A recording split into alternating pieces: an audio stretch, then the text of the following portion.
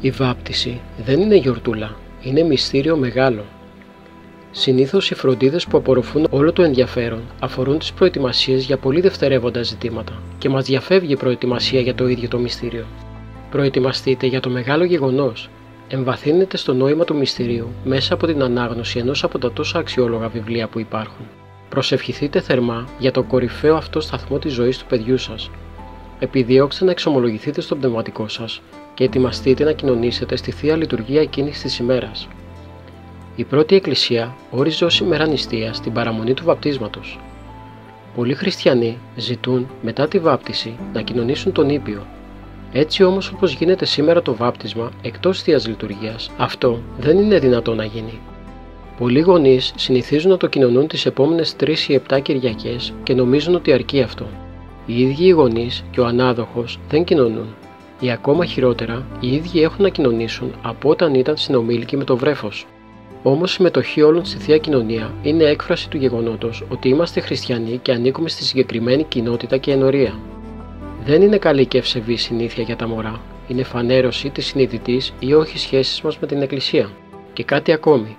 Το βάπτισμα δεν είναι ληξιαρχικό συμπλήρωμα στα στοιχεία της οικογενειακής μας κατάστασης, αλλά απόφαση ζωής κατά τον τρόπο που υποδεικνύει ο Χριστός. Δηλαδή, αυτός που βαπτίζεται αποφασίζει να ζήσει τηρώντας το θέλημα του Χριστού και τις εντολές του, αφού τον εμπιστεύεται και πιστεύει σε Αυτόν και τον έχει κύριο της ζωής του και ζωή του. Χωρίς αυτά, το βάπτισμα μένει νεκρός τύπος που δεν τον αφήνουμε να ζωογονήσει την καρδιά μας και να την κάνει η χάρη του Θεού πηγή χαράς και ειρήνης και για μας τους ίδιους και για τους δικούς μας. Ειδικά καταστήματα πολλούν τα βαπτιστικά και οι γονείς με τον ανάδοχο τα διαλέγουν.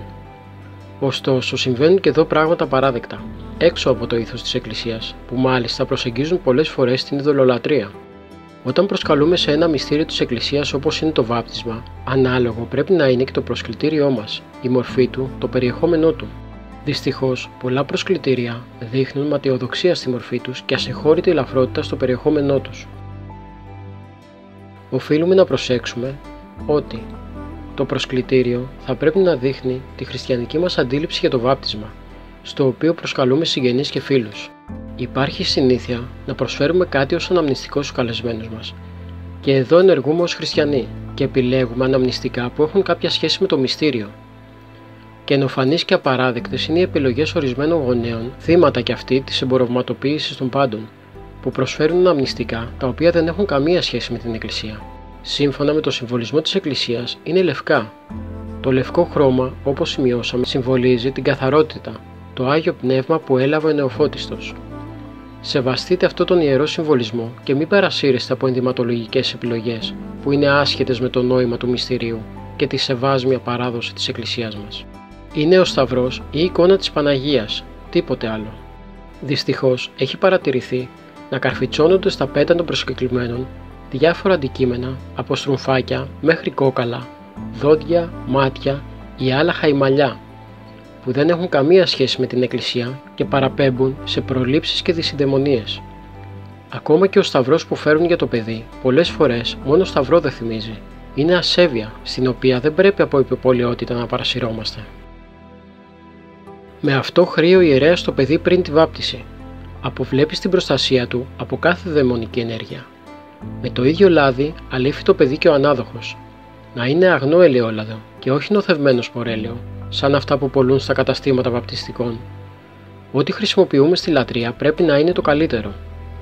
Το βάπτισμα δεν είναι παιδική γιορτούλα που πρέπει να διακοσμηθεί ανάλογα. Δεν είναι υπόθεση λουλουδιών, μπαλονιών και φωτογράφων.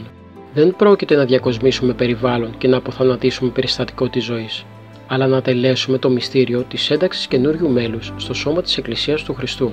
Ομιλία του Μητροπολίτη Αργολίδος Νεκταρίου.